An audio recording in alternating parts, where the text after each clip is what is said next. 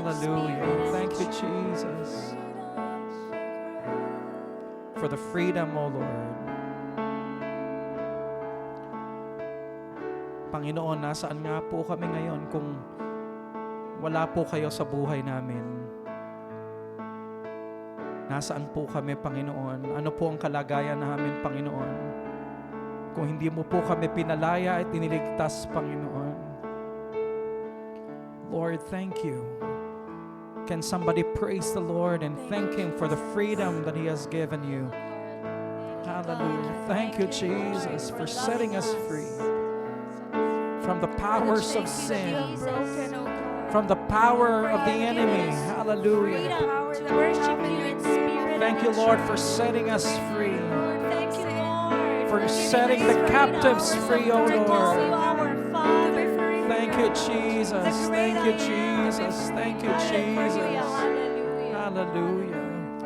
Oh, we worship you, God. And now, Lord, that we are free, we can really feel so close to you, Panginoon. So free to worship you. So free, Lord, to praise you. Malayang-malaya na mamuhay para sa iyo, Panginoon. Hallelujah. Malayang-malaya, Panginoon, na mamuhay, Panginoon, upang paglingkuran ka, O Diyos. Upang gawin ang mga bagay, Panginoon, ayon sa iyong kalooban, O Diyos. Hallelujah. Thank you, Lord. For the Spirit of the Lord, there is freedom. Hallelujah. Oh, thank you, Jesus. Hindi na muling maaalipin pa, Panginoon. Hallelujah. Let's sing that once again. So close. So close, I believe you're holding me now. In your hands I belong. You never let me go. So close, I believe you're holding me now. In your hands I belong. You never let me go.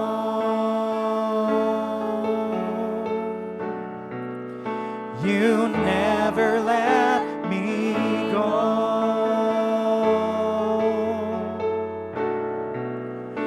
You never let me go.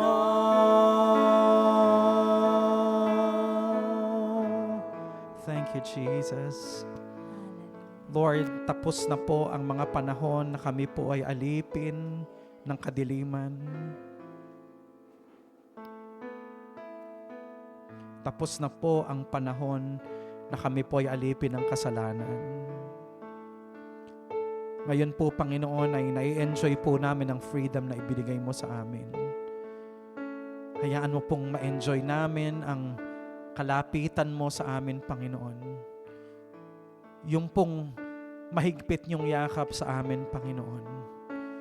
Kapalit, Panginoon, ng pagkaalipin dati sa kasalanan. Ngayon naman po, Panginoon, ay inihahandog namin ang aming buhay, Panginoon. Ipinapasakop namin sa iyo, Panginoon. Being liberated, Panginoon, from sin and the power of darkness, Lord, we willingly submit and offer our lives to you, Lord, as slaves of righteousness. Hallelujah. Kami po ay mga bondservant mo, willingly, Panginoon, na kami po ay susunod sa kalooban mo. Salamat, Panginoon, sa kapangyarihan ng Panginoong Hesus na nagpapalaya, nagbabago ng buhay, nagpapagaling ng aming past. Hallelujah. Hayaan niyo pong patuloy po naming maunawaan, Panginoon, ang kalayaang ibinigay niyo sa amin. At tunay ngang ma-embrace po namin ito, Panginoon. At magkaroon po kami ng malalim na desire na ma-experience po namin, Panginoon, ng total freedom in Christ. Father, we give you praise for your revelation tonight through your word. And as we pray, Lord, alam po namin, Panginoon, that your Spirit will guide us tonight. In Jesus' name, amen and amen. Praise the Lord. Magandang gabi po sa inyong lahat, brothers and sisters. Kayo pong lahat na nakasubaybay po sa ating Facebook Live at sa mga kapatiran po natin and workers na naririto po sa ating church behind the camera, no? Welcome po sa the Foursquare Church, San Juan City. And like sa ating pong message last Sunday ay in-announce po natin ang bagong tema ng ating church for the month of June, which is taken from Galatians chapter 5 verse 1. At ang ating pong tema ay Freedom in Christ. At napakaganda po na tatapapanahon po at konektado, ipinagpapatuloy po natin ang ating tema from last month, no, na blessed is the nation whose God is the Lord. Dahil ang rational po natin from last month ay tayo po bilang mga tumanggap na kay Kristo, bilang mga anak ng Panginoon, bilang mga disciples ng Panginoon, ang gagamitin ng Diyos as catalyst, no, of change sa ating bansa. Magsisimula po sa atin ang transformation sa ating mga pamilya, sa ating church, at ito po ay palalaganapin natin sa ating bansa. Amen? Sapagkat kung ang mga tao po sa ating bansa ay magkakaroon po ng takot sa Panginoon, magkakaroon po ng magandang moralidad, no? Matibay na moralidad na ayon po sa salita ng Panginoon, do sa absolute morality and truth na mula po sa Panginoon, ito po ay magkakaroon po sila ng moral compass, magkakaroon po sila ng tamang pananaw, yung tinatawag po nating worldview, sa ano ang tama at mali, ano ang mabuti at masama. Kaya po ito po ang ang gagabay sa kanila sa bawat desisyong gagawin nila sa buhay. At alam nyo po, napapanahon po ito sapagkat nakikita po natin ang lahat ng mga balita, ang kalagayan ng ating bansa. And I presented last month, I presented statistics, I presented news, no? Coming from reliable sources, credible sources, kung ano po ang nangyayari sa bansa natin. And just recently, ito po, viral po ngayon, ang balita mula po sa DOH na ang paglalang kaso, no, ng paglaganap ng cases ng HIV, ng AIDS sa ating bansa. And imagine nyo po, nauna pa po ang church natin. Nauna pa po ang ating church. Bago po nila nilabas ang ganitong balita, nauna pa po ang church natin sa pagtalakay. Hindi man natin to tinalakay intensively, but nauna na po tayo na ito po ay pag-usapan sa mga mensahe sa pulpito. Kaya alam nyo po, natutuwa po ako nung kami po ay umattend nung PVEP, no? Sabi ko nga sa mga kasamahan ko, no, na umattend po nung partnership orientation na yon. Tingnan nyo yung mga sinasabi ng mga national leaders natin. Because ito pong mga leaders na to are national po sila, involved sila sa national level. Si Jonathan Kamkam po ay national leader po natin in terms of Bible, no? Kasama po siya nila Manny Pacquiao sa Philippine Bible Society or do sa samahan po ng pagpapalaganap po ng literacy about the Bible. At siya din po ay kasama po dito sa Philippine Values Education Program. Sabi ko, tingnan nyo yung mga words nila, yung mga sinasabi nila about the nation. Hindi ho nahuhuli ang ating church. Yung pag nakinig ka sa kanila, hindi ka ma-out of place. Or parang nagtatanong ka, ano yung pinag-uusapan? Ano yung sinasabi nila? Alam niyo po, ako po as the pastor, no, masaya po ako. Yung parang, kung ito po ay gagamitin ko pong gauge para i-evaluate yung sarili ko, yung ministry ko po, yung pulpit ministry ko, parang masasabi ko po na, Lord, hindi naman po siguro ako nagkukulang. Hindi po ako nagkukulang para i-educate po yung ating mga kapatiran, yung ating church sa ano man po yung nagaganap sa bansa natin.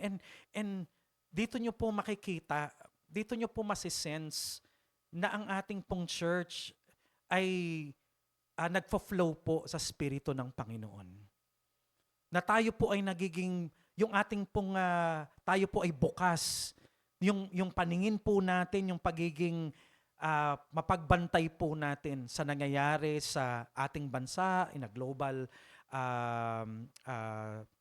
scope ng ating ministry ay nakikita po natin.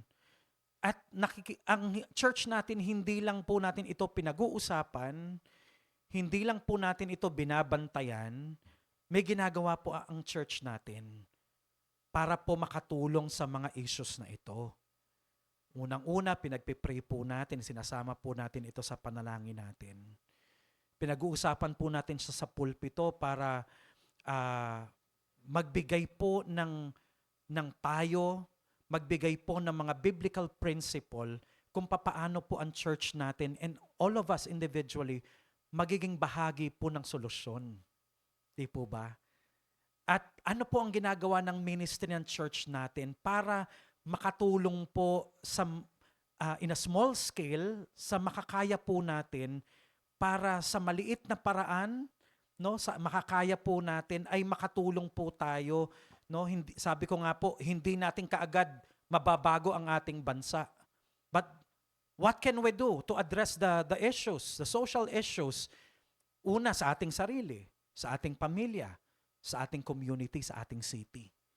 So merong pong tayo, yung church po natin, nakakatuwa po na kahit po baguhan lang tayo, maliit lang po yung church natin sa ngayon, ay nagiging relevant po. Hindi po tayo nagpapahuli sa ginagawa ng banal na spirito sa agenda ng Diyos sa ating bansa. At doon nyo rin po ma-appreciate ang church natin. Kung kayo po nagiging sensitive kayo sa spirit ni Lord at nakikita nyo po ito, dito nyo po ma-appreciate na ang leaders po ng church ninyo ay nakikinig po sa Panginoon. Kasi hindi natin yan pag-uusapan eh. Ito yung mga tema natin na to. Hindi ho yan sasakto sa kung ano po yung pangangailangan ng church, pangangailangan ng bansa natin o pangangailangan ng kung ano yung nangyayari sa ating bansa o socially, anong nangyayari sa atin. Hindi ho yan tutugma kung hindi ho tayo nakikinig sa Holy Spirit. Minsan nga ho, sa klase ng Nizay, no? Kasi meron silang homiletics. Ang homiletics po ay subject kung saan tinuturuan po sila kung papaano po gumawa ng mensahe. Mag-formulate po ng message. It's an art of creating your message, no?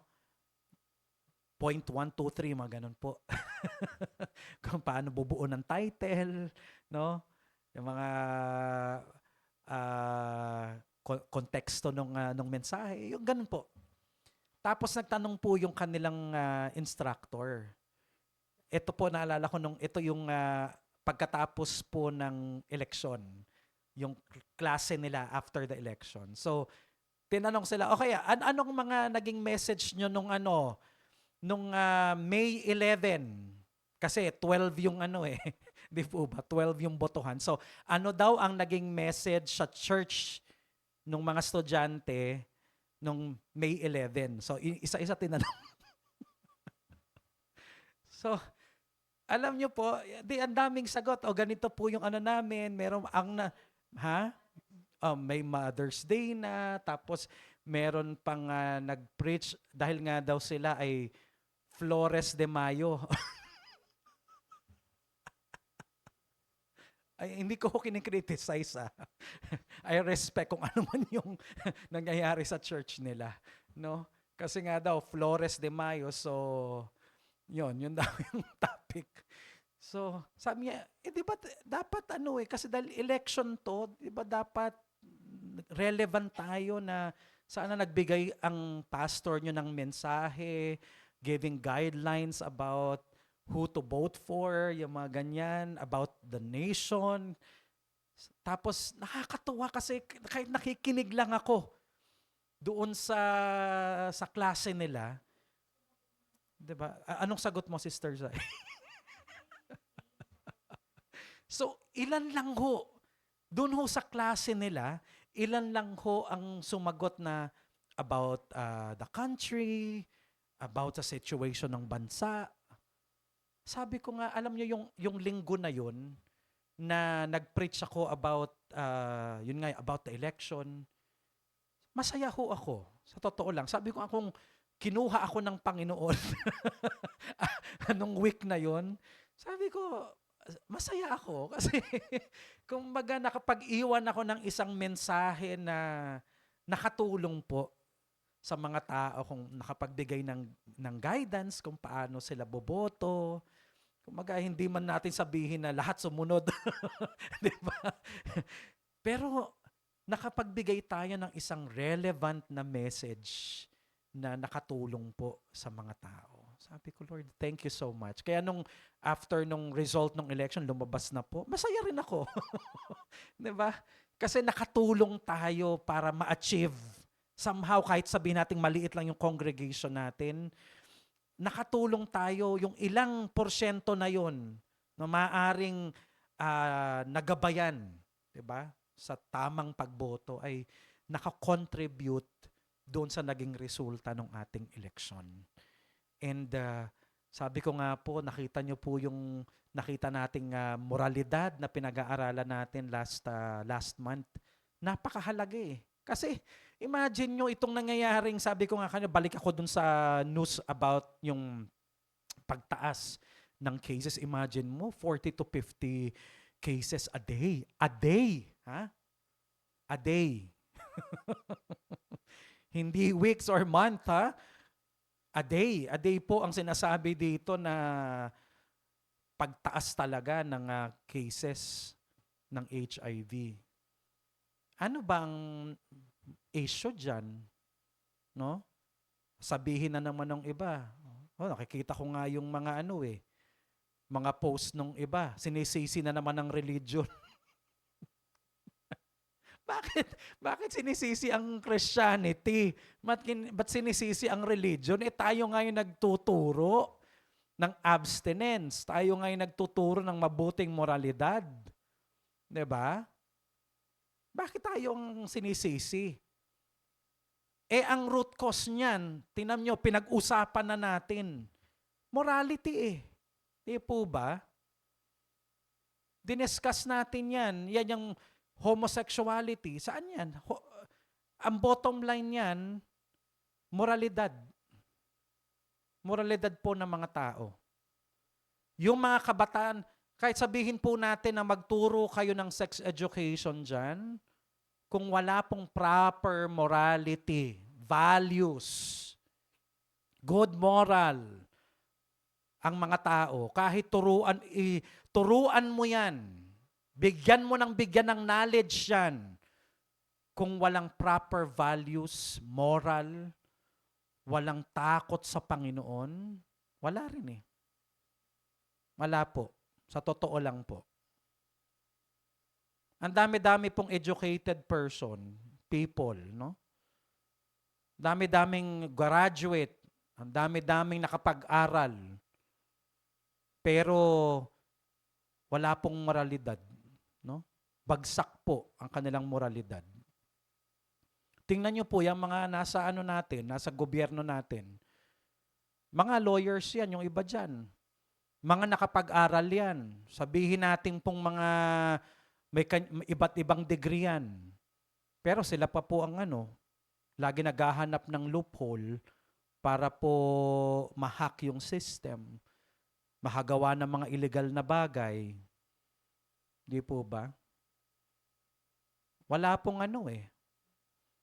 moral compass, pero nakapag-aral. So hindi po guarantee ang education, hindi po guarantee na ang tao po ay tuturuan mo lang, na may knowledge siya. Kung wala pong values, kung wala pong good moral, wala pong relationship sa Panginoon, fear of God, baliwala po. Baliwala po. So, yan po ang problema ngayon kung bakit yan lumalala. Tingnan mo nyo, binalibalita pa yung MPAX na yan. May mga mali pa pong mga no? Balita dyan sa MPAX na yan, kesyo mag-mask daw tayo. Hindi naman pala yan. Airborne yan. O di lumabas din mula sa DOH Secretary na ang primary transmission yan, both HIV and MPOX, is sexual contact. Diba? Kaya tuloy, natatakot siguro yung mga natin, mga kabataan natin papunta ng Davao. Kasi nga, doon yung mga cases nagpapatupad na ng doon, ng face mask doon. Di ba? Hindi naman pala airborne. So ayan, katulad niyan, June na naman. Pride Month. Alam natin na sa Pride Month na yan, sa mga March nila na yan, sorry hindi naman sa sorry na apologetic ako dahil pinag-uusapan natin ito. Masaktan na po ang masasaktan, pero mahal po namin kayo sa Panginoon. Nagpipreach lang po kami ayon sa salita ng Panginoon. So, kung hindi ho namin ito sasabihin, lalo hong lalala ang mali. Lalo lang hong lalala ang kasamaan. Kaya mabuti pa po, i-bash nyo na ho kami, magalit na ho kayo sa amin, pero hindi ho kami titigil para i-preach ang mabuting balita. Hindi ho namin ito ipinipreach dahil galit kami sa inyo. Hindi ho kami galit sa inyo. Mahal namin po kayo. And it doesn't mean po na napag-uusapan po ito sa pulpit, napipreach po namin, nasasama po namin sa mga messages po namin, ang LGBTQIA. Hindi po kami galit. Hindi namin kayo kinokondemn. Sinasabi po namin ito dahil concern po kami sa inyo. Mahal po namin kayo. At ito pong tema namin na freedom in Christ, the more na ipipreach po namin ito because naniniwala po kami na kaya kayong palayain ng Panginoon, kaya kayong baguhin ng Panginoon. Hindi po kami naniniwala na may gay genes, no? Wala pong ipinanganak na homosexual, no? Yan po ay mga tendencies, yan po ay nakukuha natin, yung mga point of view na yan sa ating environment. No? Nahahawa po tayo sa kaisipan ng ating environment. Napipick up nyo po yan. Personal choice nyo po yan. Hindi po yan automatic na ipinanganak kayo, ganyan na kayo. Hindi po. That's your choice. Kaya kung yan po ay choice ng mga tao, pwede nyo pong baguhin yan. Si Jesus po ang may kapangyarihan para baguhin po kayo. So, yan pong lumalala na yan. It's all about, the bottom line of that is morality. Kaya, napakahalaga po nitong topic natin sa month na ito na freedom in Christ. Balik ho tayo doon sa Luke chapter 4,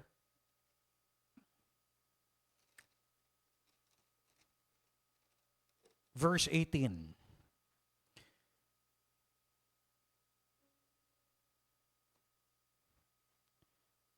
So, Jesus came to Nazareth, verse 16, where he had been brought up.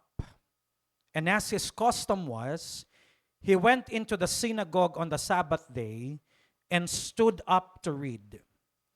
And he was handed the book of the prophet Isaiah, and when he had opened the book, he found the place where it was written. Verse 18, the Spirit of the Lord is upon me, because he has anointed me to preach the gospel to the poor.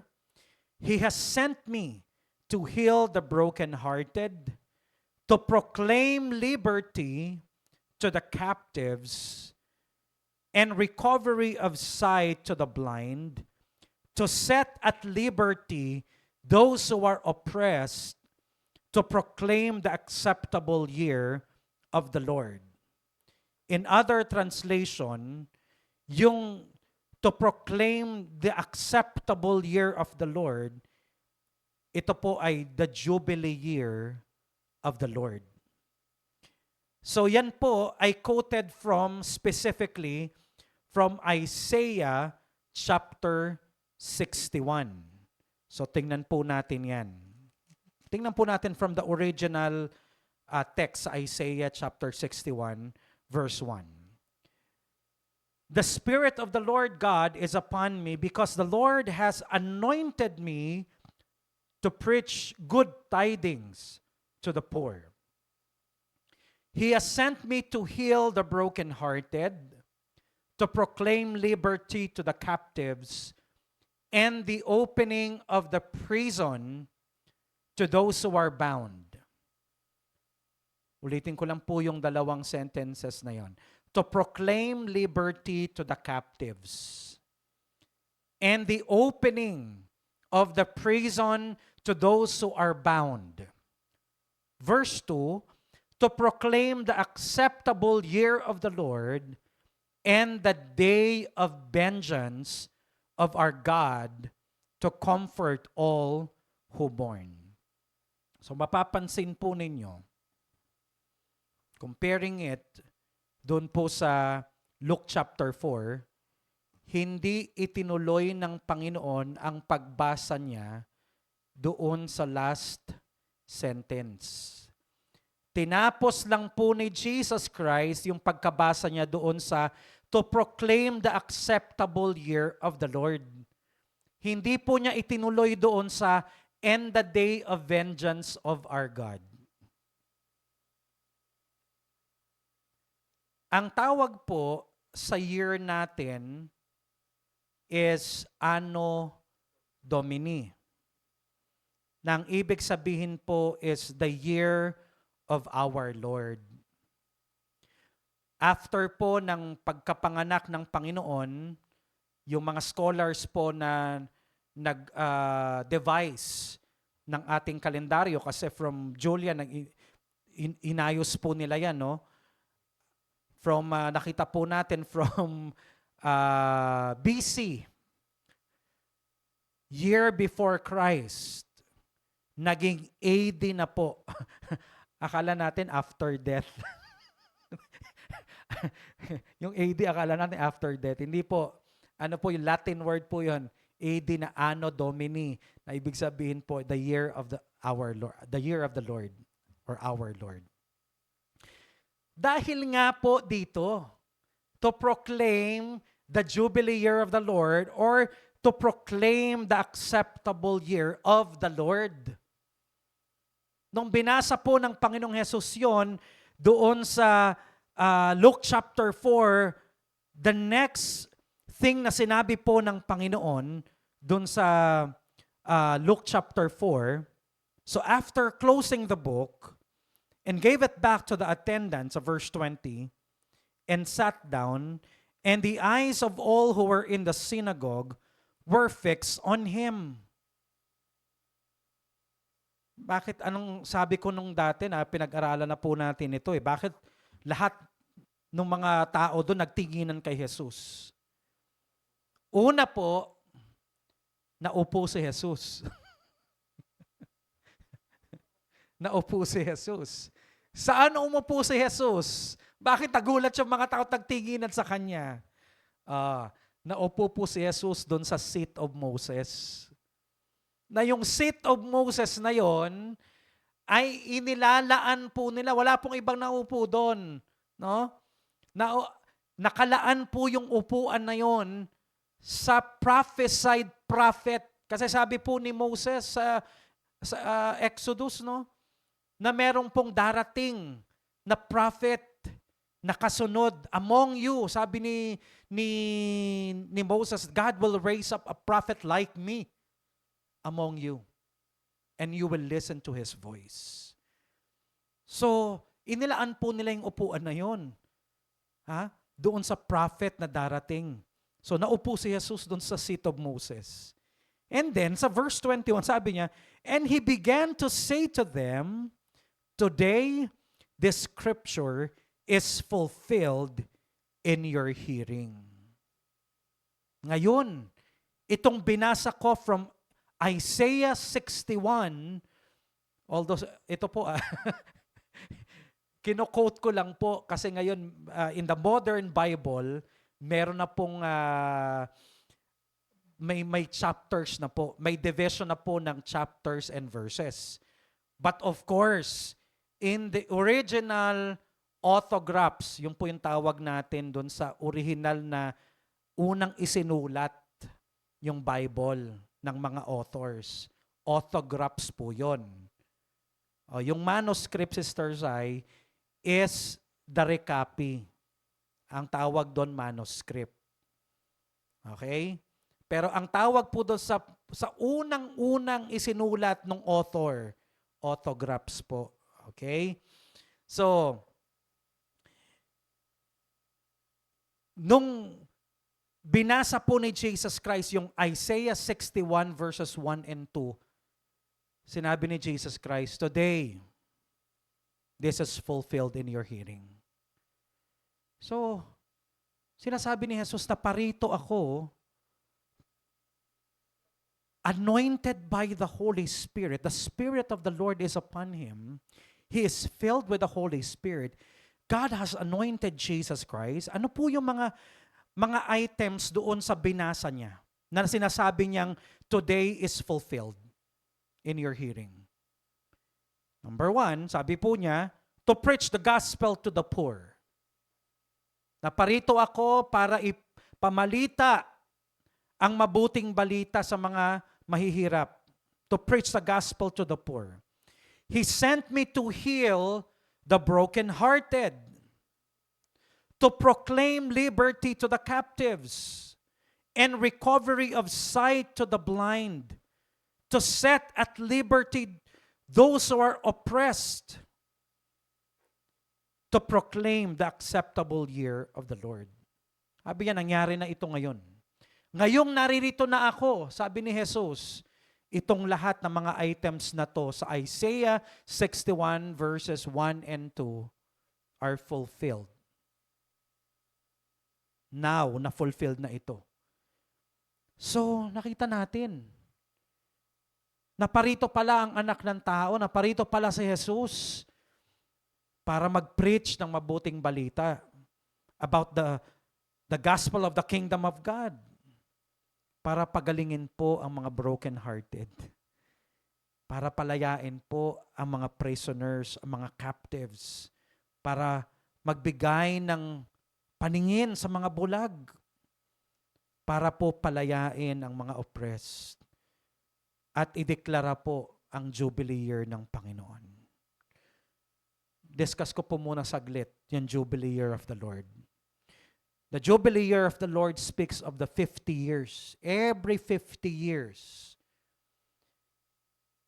In a nutshell, it means forgiveness. It means the favorable year of the Lord. It means the year of favor, year of mercy, year of forgiveness. Yun pong ibig sabihin ng Jubilee year of the Lord. Bakit? Kung ikaw ay slave, whatever reason kung bakit ka naging slave, kasi ikaw ay namasukan doon sa mayamang pamilya na yon to support yourself. Sabi ko nga nung Sunday. No? O kaya minana mo na yung pagiging slave na yon kasi yung parents mo ay mga slave dati. And within that 50 years, pati ikaw, yung pamilya nyo ay naging slave na rin doon sa family na yon. Pag inabutan yan ng 50 years, the Jubilee year of the Lord, lahat kayo lalaya. Lahat kayo lalaya. May utang ka, sinangla mo yung iyong lupain, whatever, kung yan ay treasured possession, pera o kaya naman gamit or lupain, isinangla mo. Pag inabutan niya ng Jubilee Year of the Lord, lahat yan i-release. Yun po ang ibig sabihin ng Jubilee Year. Kalayaan, kapatawaran, favor of the Lord. Yun po ang Jubilee Year. Grabe po, no? So, yung sinasabi ng Panginoon, narito ako para iproklama ang Jubilee Year ng Panginoon. Anong sinasabi niya? Ito ang taon na narito ako para magbigay ng pabor, magbigay ng awa, magbigay ng biyaya, magbigay ng kapatawaran. Yun po ang meaning ng pagdating ng Panginoong Hesus. Para ipamalita ang mabuting balita ng Kingdom of Heaven, narito ako para palayain kayo. Kasi tingnan nyo po, sa 3 years po na ministry ni Jesus Christ, we have never read from the eyewitnesses, from the gospel accounts, na meron pong prisoner na pinalaya, may mga nakakulong na pinalaya ang Panginoon. Literal na mga nakakulong sa kulungan tapos pinuntahan ni Jesus para sila ay palayain. Kasi nga 'di ba, yung preaching natin ng mga nakaraan about John the Baptist, kahit nga yung pinsan niya. Ano nangyari? Namatay na lang sa kulungan, pinugutan ng ulo. Hindi naman niya pinalaya eh.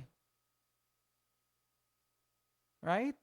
Of course, we heard about miraculous stories in the book of Acts. Si Peter, nakulong, pero pinalaya ng angel. Diba? Those are miraculous work ni Lord. Pero in the ministry of Jesus Christ, wala akong naisulat ang mga eyewitnesses na ang Panginoon, merong mga pinalayang literal talaga na mga preso, tapos pinalaya niya. Pero anong ginawa ni Jesus? True to this verse na sinabi ni Jesus, today, this is fulfilled in your hearing. Ano po yung ginawa ni Jesus throughout His ministry? He preached the gospel of the kingdom of God. He healed the sick. Pinalaya niya, dineliver po niya yung mga oppressed by demons. Nagpatawad po siya ng mga makasalanan. He cleansed the lepers. And after that, He died on the cross. And He shouted, Father, forgive them, for they do not know what they are doing. He shouted, it is finished.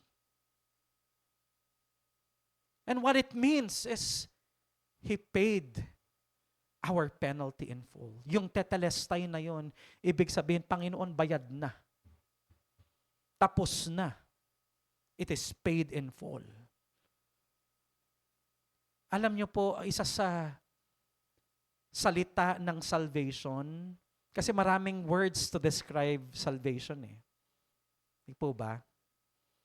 Isa sa mga words na po pwede natin gamitin para i-describe ang salvation is redemption. Christ redeemed us. Tinubos. Diba? Tinubos.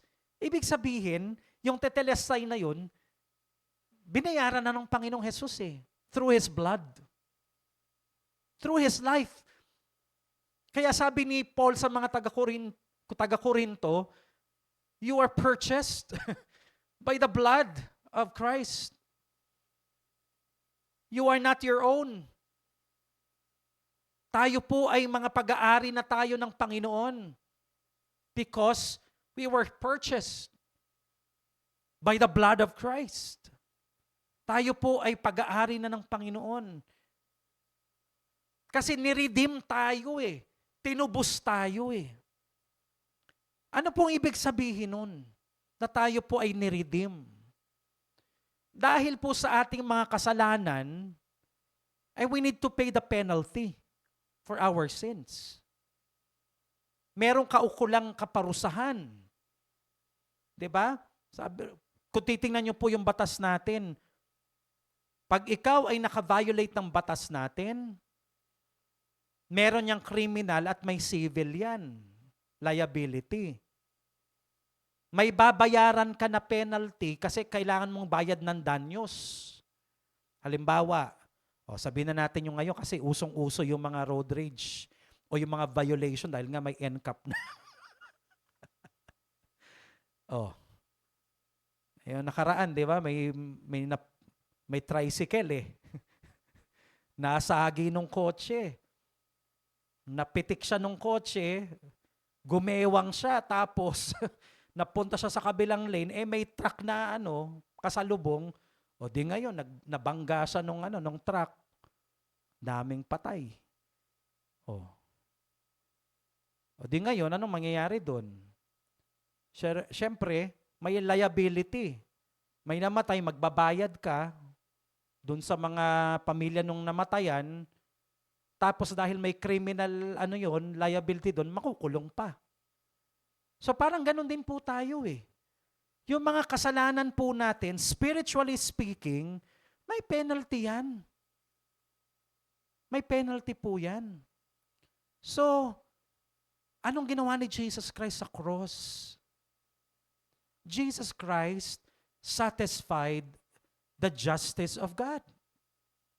When He paid our penalty in full.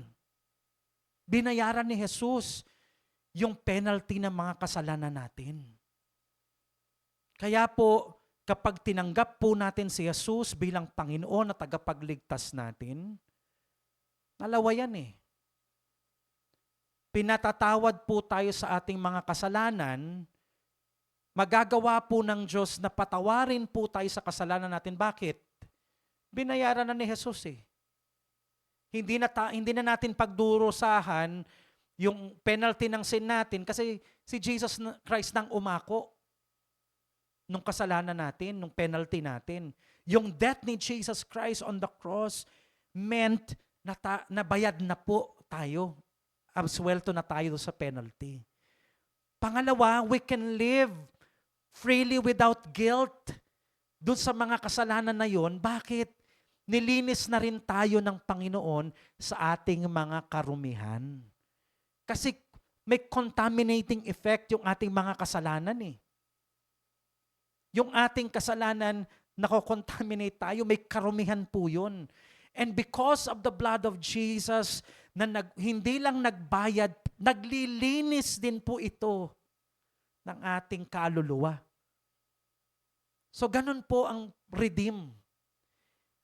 Ang pag-redeem din po sa atin ng Panginoon also means na kasi tayo po, dahil sa ating mga kasalanan, na-enslave po tayo.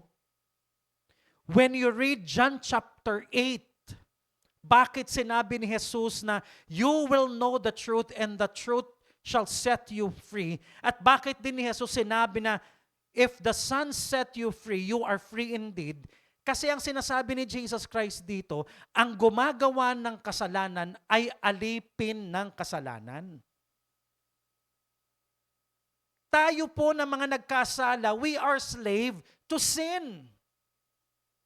And because of sin, ginamit ni Satan ng kasalanan para tayo rin ay maging alipin ng kadiliman. Maging alipin din tayo ni Satan. Na-control tayo ni Satan because of sin. Kaya alam niyo po, hindi lahat anak ng Diyos. Bakit? Yung mga gumagawa po ng kasalanan, they are slave to sin and they are slave of Satan. They are slave of Satan.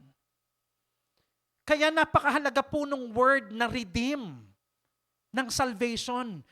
Napakahalaga po ng death ni Jesus Christ on the cross. Bakit?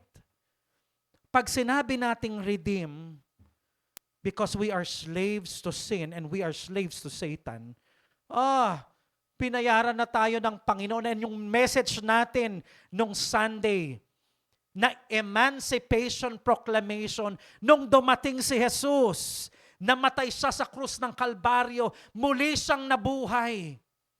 At inuutusan po niya tayo, ang kanyang mga alagad. Go therefore and proclaim. Share the message, the good news to every creature. Mark chapter 16, verse 15. Proclaim the good news to every creature. Go therefore and disciple all nation. Ang sinasabi ng Panginoon, i-proclaim natin ang Emancipation Proclamation. Tinapos na ni Jesus ang kalayaan ng mga tao doon sa krus ng Kalbaryo. Pinalaya na niya upang ang sino mang sumampalataya kay Jesus ay makaranas po ng kalayaan. Bakit? Binayaran na po ng Panginoon ang kanilang paglaya. Para tayo, kasi ganito yan no? Illustration. Kung kayo po, naranasan nyo na po na magsangla. Nagipit po kayo. Meron kayong alahas. Siyempre, punta kayo kay Cebuana. Magsasangla kayo to get alone. Yung singsing nyo, kaya alahas nyo, may iiwan yun kay iho-hold yun. Kumbaga, imprison yun. Nakakulong yun kay Cebuana. Paano yun matutubos? Paano yun lalaya? You have to pay. Diba? You have to pay. Kaya alam nyo po, sa tingin ng mga tao, masarap magkasala. Ang hindi alam ng mga tao, ang kasalanan, may presyo yan May presyo yan. Alam nyo po, wala ho tayong magagawa para bayaran ng sarili nating kasalanan.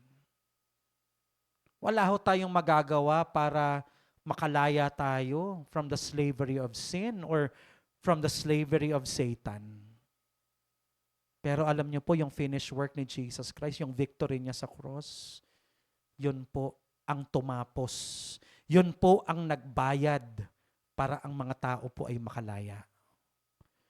Kaya yun lang ho ang kaparaanan, yung tanggapin natin, paniwalaan po natin si Jesus at tanggapin natin siya bilang Panginoon at tagapagligtas ng buhay natin. Doon lang po natin makakamtan ang kalayaan, kapatawaran. Para tayo yung sangla Nandun tayo, prisoner tayo ni Satan. But the blood of Jesus Christ, yung po yung ibinayad ng Panginoon para tayo ay makalaya. So mga kapatid sa Panginoon, at kung kayo po ay hindi pa tumatanggap sa Panginoon, si Jesus Christ po ang tunay nga po na makapagpapalaya sa atin. Kaya anuman pong mga umaalipin sa atin, kasalanan, mga evil habit, yung past natin, na patuloy tayong hinahunting ng guilt, o yung anumang pong mga stronghold ng kaaway sa ating buhay. Yung pong mga maling pananaw natin, mga kaisipan po na hindi sa Diyos, na umaalipin po sa atin, merong kalayaan. At tayo po ay hindi po mamumuhay na tayo po ay habang buhay na alipin po ng mga bagay na ito.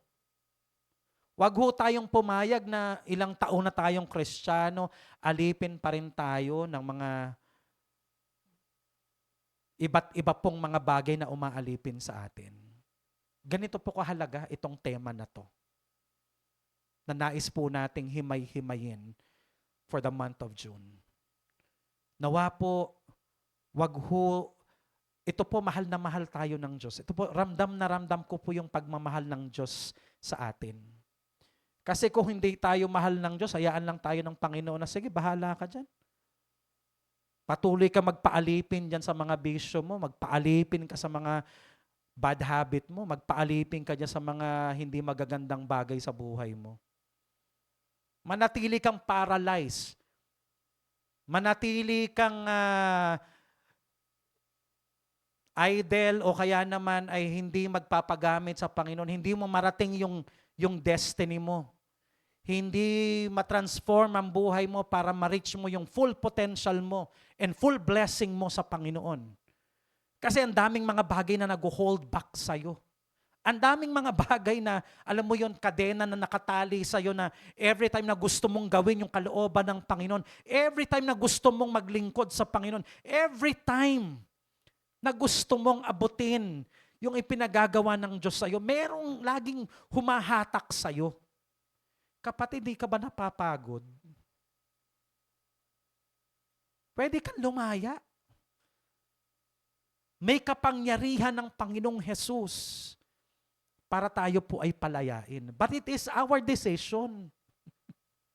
Nasa atin po yung decision po natin kung hahayaan po natin ang Espiritu ng Diyos na tayo po ay palayain. Because where the Spirit of the Lord is, sabi po ni Apostol Pablo, where the Spirit of the Lord is, there is freedom. Ngayon kapatid, ang tanong, gusto mo ba? Gusto mo bang lumaya? Kasi nasa sayo yan eh. Kung hahayaan mo na ikaw ay patuloy na magpaalipin sa mga bagay na yan, o kaya naman tanggapin mo ang complete and total freedom from the Lord. And you can live, really live freely. And do everything freely. No? Para ma-reach mo po, ma-achieve mo po yung life na sinasabi sa John 10:10 na life in full, kasaya-saya at ganap na buhay. Amen? Yun po ang nais ng mahal na mahal ho tayo ng Diyos. Kaya niya ho binibigay sa atin tong topic na to. So, ito po yung mga bagay na dapat po nating isama sa ating prayer ng Lord. Gusto ko po yan, Panginoon.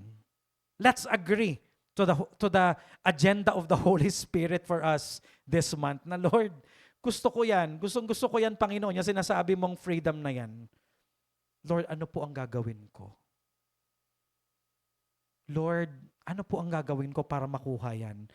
So antabayanan niyo po yung ating mga topics for this month. So dako po tayo sa ating panalangin. Ito po yung mga focus ng ating prayer tonight, yung renovation po ng ating new church.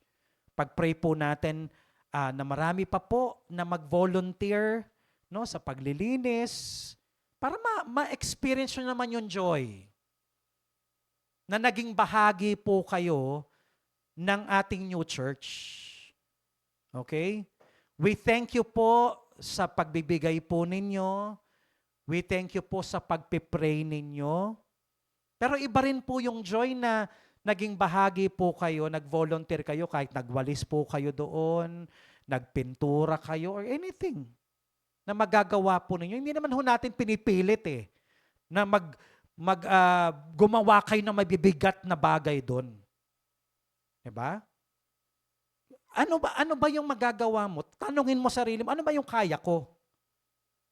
Kasi alam nyo po, ang laki-laki po nung place. And we are running out of time. Parang 2 linggo na lang po bago yung opening natin. Okay? We thank the Lord sa AYG sa pagpapadala nila ng workers, no? Para sila po yung talagang everyday may ginagawa sila doon. Salamat din po do sa mga nauna nating kapatiran na naglinis na po doon, but there is still more work to do. May pipinturahan po natin, may mga lilinisin pa doon. Marami pa pong gagawin. Alam nyo, nakakatuwa po, no? Si Pastor Eric, alala nyo yung nag-mission tayo sa Cagayan, binuntahan namin last November. Dinakita na nga niya no, na nag-post ako about sa renovation ng church natin. nag-comment siya doon, Pastor, kung malapit lang, sana makakatulong ako dyan kahit 1 linggo. Minessage ko po siya. Sabi ko, Pastor, pwede naman eh. Halika, punta ka rito. Kasi siya po talaga, ang field ng work talaga niya ay nasa construction din po. Yung mga interior designing, ganun. So sabi ko, Pastor, halika, punta ka, pamasahihan ka na namin. Alam mo, wala akong patumpik-tumpik. All the way from Cagayan Valley.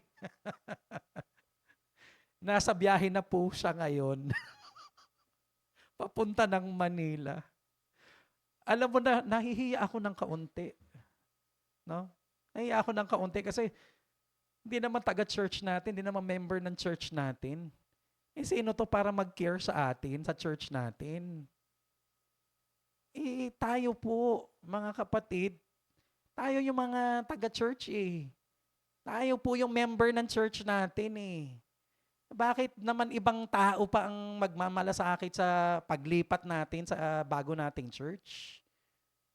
'Di ba? Eh, kung yun nga, ilang kilometro ang layo eh. Talagang walang patumpik-tumpik, sumakay na ng bus. Papunta na ho dito para makatulong. Kasi nga next week, mawawala ho ang karamihan sa ako po, kasama po doon sa mga youth na pupunta ng Davao. 'Di ba? Walang mag-aasikaso. Ito, taga-ibang lugar pa, tutulong sa atin. So kayo po, tanungin nyo, ano pang magagawa ko? Kasi iba po yung happiness, iba po yung joy na masabi po natin na pag tinitingnan natin at nag-worship na tayo, uy, grabe, ang ganda ng church natin. Uy, tumulong ako dito, nagwalis ako dito. Nagpunas-punas ako dito, nagmap ako dito. Di ba? Kasi, tinan nyo sa darating na Sunday, isa sa magiging, dahil nga last service na natin dito sa church sa Sunday. And we will remember, ano po ba yung talagang mga fond memories natin dito sa church? Di ba ang saya naman na meron tayong good memories dito sa ating church. Tapos mag-create na naman tayo ng mga bagong memories natin doon sa panibagong church. Eh di simulan na natin. No, grabe, ang pangit-pangit niyang church na yan nung namin niya, kinuha namin yan. Grabe, hindi namin alam kung paano aayusin siya. Ang dami naming naging challenge diyan. Pero naging bahagi ako nung pag-renovate ng church. Ngayon, ang ganda-ganda na niya. Yan, di ba yung ganon? Tapos unti-unti natin ayusin, unti-unti natin pagagandahin, tapos lalaki na naman yung church. Tapos lilipat na naman tayo. Di ba? Ang saya nun na talagang nasabi mo na you are really part of this family. Kasi may sacrifice ka, yung na-inconvenience ka, meron kang ginawa, kahit simpleng bagay para iparamdam sa community na naging bahagi ako. Di ba? So, I challenge you po, no, na kung meron po kayong magagawa physically, kahit simpleng bagay po, we need more volunteers para po mapadali po yung pag-renovate natin sa ating church. And then, pag-pray po natin, more provision kasi nakita namin, palaki ng palaki yung gastos. Kung may ipon man tayo, parang hindi sasapat para mabili lahat at once. Lahat ng mga additional na, imagine nyo po, dahil biglang lumaki yung place. We need to add more chairs. We need to add aircon. We need to add equipment and other things sa ating church. So, pag-pray po natin na mag-provide po ang Panginoon ng marami pang finances para po mapabilis po ang renovation natin. Kung hindi man kakayanin yung iba pong parte ng ating church, no, like yung ating kitchen or other part ng ating church, isusunod ho kaagad natin. As the Lord provides, isusunod po kaagad natin yung mga project na yan. And we believe na ang Lord po ay magpo-provide. God has proven Himself time and time again sa ating church. Kaya alam po natin na hindi po mag-fail ang Lord. Pag-pray din natin yung safety ng ating mga workers. Right? Na hindi po sila magkakasakit. Okay, pag-pray po natin yung mga departments ng ating church. Nanawagan na nga po ako ng mga nakaraang linggo, no? Mga core leaders. Kamustahin po natin ang ating mga members, mag-reach out po tayo, unti-unti po nating i-promote, ipaalam sa kanila na tayo po ay lilipat na kasi baka mamaya mag-opening na tayo doon, yung ibang members natin hindi alam. Maiwan pa po sila. Tas the following Sunday, dito sila umattend. Wala na po silang abutan. Okay? Pag-pray po natin ng Youth Summit, yung mga atin pong kabataan and leaders natin sa June 10 to 13. Safety ng kanilang flight, no? Safety nila doon sa Davao, and provision po ng Panginoon sa lahat ng pangangailangan nila, food and all that. Direction ng Panginoon sa bawat departments sa year na to, 2025. Magkaroon tayo ng mga bagong activities and programs sa bawat mga department natin. New and additional leaders. Okay? May mga challenges tayong kinakaharap sa mga departments natin. No? May mga nagli-left sa GC and all that. Kinukulang ho tayo. May mga leaders ho tayo na challenge ho sa kanilang commitment. So we pray that the Lord will provide new leaders and more workers po sa ating church. Lalo na po, malinaw sa atin kung ano ang direksyon ng Panginoon sa ating church. Okay? And then, evangelization po ng ating syudad. Yung diniscuss ko po noong nakaraan, yung 7 pillars of society, promotion ng new church natin sa Barangay St. Joseph. Pag-pray natin yan. So within this week, pupunta po ako sa Barangay Hall para makipagkita po sa ating barangay chairman doon to promote the church. Ganun ho yung ating yung asawa ko. Oo. And then, sa darating pong Sabado, pag-pray niyo po ako. Kasi ako po ay na-invite na speaker sa Federation of Parents and Teachers Association. Sa gagawin, parang retreat po ito nila sa Batangas. So, ako po ay na-invite as speaker. So, pag-pray niyo po ako, nagamitin po ako ng Panginoon doon para i-promote na rin po yung values education program para sa mga schools. Na ito po ay maging partnership ng school, parents, and ng church. Na tumataas po, yan nga, yun po yung bilang ng mga nagpapakamatay, mga nagkakaroon po ng mental health issues, bullying. So, maganda po na mapasok po natin yung mga schools para makapagturo po tayo. So, pag-pray nyo po ako. Pag-pray po natin ng healing for the sick. Naku, ako rin po nagkakaroon ng health challenges. Dito mga nakaraan, talaga hindi po ako makatayo, kaya hindi. Sabi ko, Lord, nako, parating na yung Sabado, parating po yung Linggo. Hindi ho ako makabangon. Kaya I praise the Lord. Ngayon po talagang pag meron akong gagawin, nakakatayo naman po ako. Ewan ko ba? nung Monday, punta ako sa City Hall, sa police, no? Nakatayo ako, nakalakad ako. Tapos, ayan na naman, hindi naman ako makalakad. Pagdating ng Wednesday, eto po, nakakatayo na naman ako, nakakalakad na naman ako. So pag-pray niyo po ako, complete healing din po. At yung mga kapatiran po natin na may sakit, pag-pray po natin. And then lastly, blessing sa ating pong mga partners, supporters, and givers. Yung mga faithfully po, nagbibigay ng kanilang tithes and offerings na napupunta po to supply the needs of the church. Yung mga tao po na hindi naman taga-church natin pero nagsusupply sa atin, nagbibigay po sa atin sa abroad. So the Lord bless them and the Lord bless you all po sa pag-support nyo sa ating church. So as we pray together, let's allow the Holy Spirit to guide us and anoint us upang mag-pray po tayo by the empowerment of the Holy Spirit. The Lord bless you as you pray.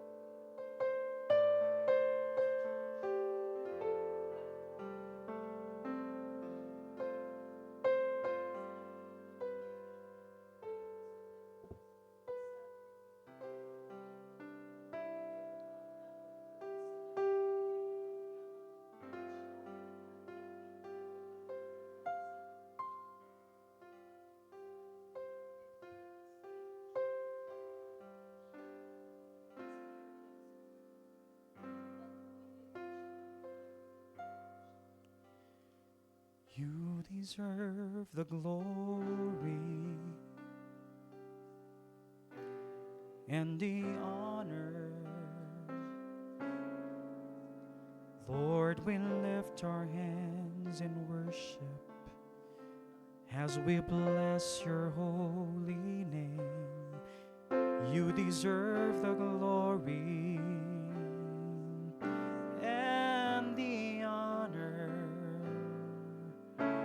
Lord, we lift our hands in worship as we bless your holy name. For you are great, you do miracles so great. There is no one else like you. There is no one else like you. For you are great, you do miracles so great. There is no one else like you. There is no one else like you. Lord, it seems may mga bagay po na napakalaki. Parang imposible po, Panginoon, na mangyari. Pero Lord, ang Diyos na pinaglilingkuran namin ay Diyos na dakila, Diyos na makapangyarihan sa lahat. Hallelujah. Time and time again, O Lord, pinatunayan niyo po ang kadakilaan niyo at kapangyarihan niyo, Panginoon, sa church na ito. At lahat po, Panginoon, ng ipinanalangin namin, Panginoon, alam po namin, O Diyos, na ito po ay bibigyan niyo ng katuparan sapagkat ang mga bagay na ito ay ayon sa iyong kalooban. Dinideklara po namin, Panginoon, ang tagumpay. Pinasasalamatan ka namin, niluluwalhati ka namin, Panginoon. Hallelujah. Let's sing it together. You deserve the glory. You deserve the glory and the honor as we lift our hands in worship, as we bless your holy name. You deserve the glory and the honor. Lord, we lift our hands in worship and we bless your holy name. For you are great, you are great, you do miracles so great. There is no one else like you. There is no one else like you. For you are great, you do miracles so great. There is no one else like you. There is no one else like you. For you are great, you do miracles so great. There is no one else like you. There is no one else like you. For you are great, you do miracles so great. There is no one else like you. There is no one else like you.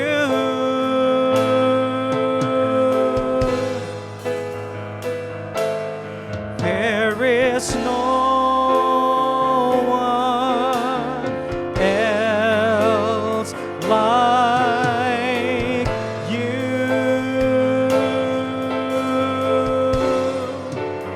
Hallelujah. There is no one else like you.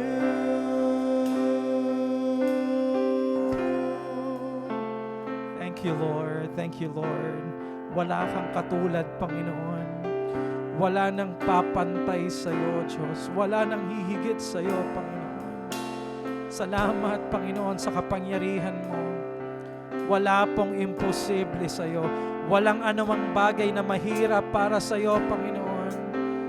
Kung hindi mo ipinagkait, Panginoon, ang iyong anak na si Jesus at ibinigay mo siya sa amin upang bayaran ang aming mga kasalanan, upang kami ay palayain, gaano pa kaya, Panginoon, na hindi mo maibigay, Panginoon, ang mga bagay na pangangailangan namin kasama ang Panginoong Hesukristo.